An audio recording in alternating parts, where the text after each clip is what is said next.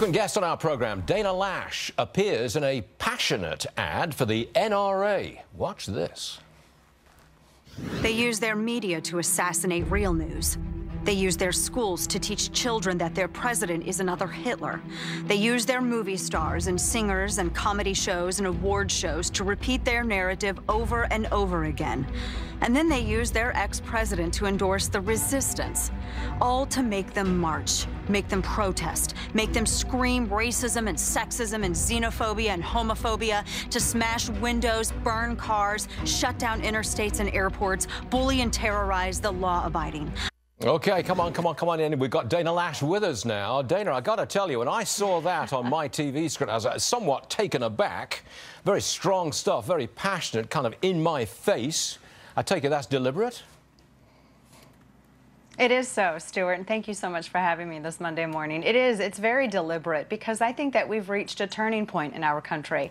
I wasn't enthusiastic about the election of Barack Obama. I recognize that it was historic, and I also recognize that as a freedom-loving American citizen who believes in our Constitution and celebrates it, I also recognize that whether or not I voted for him, he was still my president. And the sad thing is, Stuart, is that we have a lot of individuals in this country who make a lot of baseless accusations of this administration, while at the same time doing more to undermine our system with their rhetoric and their actions and their riots and everything else than anything that they have ever accused the administration of doing. More, they undermine the system more than their accusations explain. So this was in response to all of that. I'd love to run that ad in England on the BBC.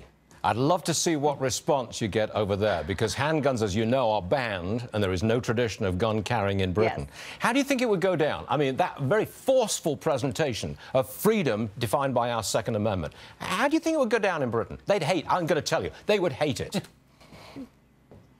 Well, I don't think I don't think that they would like it very much. Although, you know, I realize there are a lot of individuals there in Great Britain that also like freedom, and maybe they have a little bit of common ground with Americans on that respect. This comes down to self-defense. Everyone should be able to defend themselves in any manner they choose when they're attacked by a threat. I think that just comes down to an actual human right. Okay, I want to bring this in. The NRA, as I understand it, has rolled out an insurance plan that covers gun owners who might shoot someone. I believe it pays legal fees.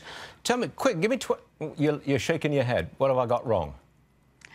It was the Daily Mail headline, which I saw that last night, Stuart, when I was on my way back from the NRA annual meetings. And well, the way that they characterize it, it's ridiculous. This is what NRA Carry Guard does. NRA Carry Guard is the most comprehensive coverage, legal assistance, training, and insurance for law-abiding Second Amendment practitioners, those who conceal carry. So you get insurance coverage because, Stuart, as you know, we live in a very litigious society where criminals even sue their victims. It's horrific, and they win. And so NRA Carry Guard has the back of the American carrier, the American law-abiding Second Amendment gun owner. And so that's what this is. The training, which I've gone through, is amazing. I'm a gold member of NRA Carry Guard, and I like the fact that if anything should ever happen, I have the legal assistance from top-tier attorneys in every city in the country, and I also have the insurance to be able to assist with any civil or criminal prosecution. Okay, I just want to run a brief soundbite from President Trump as he appeared at the NRA conference in Atlanta.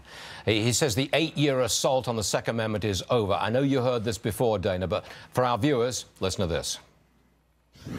The 8-year assault on your Second Amendment freedoms has come to a crashing end.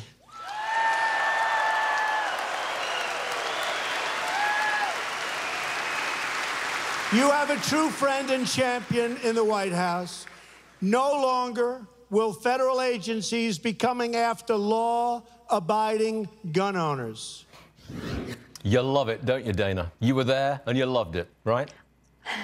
I was there. I am very happy that there is someone in the White House that does recognize our Second Amendment right and doesn't seek to abridge them any further than what has been done in the previous 8 years, and in fact seeks to roll back some of those unconstitutional regulations. This is the first time since Ronald Reagan that someone in the White House has come and addressed the NRA and the 5 million members that make up this organization. And so it's great to see that. It's great to see some of the steps that have already been taken, Stuart, in the name of Second Amendment freedom. I look forward to national reciprocity curiosity. I look forward to the Hearing Protection Act being implemented, and then we can get into some of the other things too. So I'm very encouraged.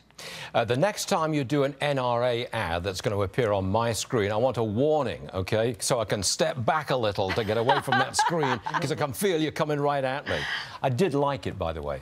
Dana Loesch, everyone. Good stuff. See you again soon. Thank you very much. I did. I liked it. I really did. Stuart. Thank you.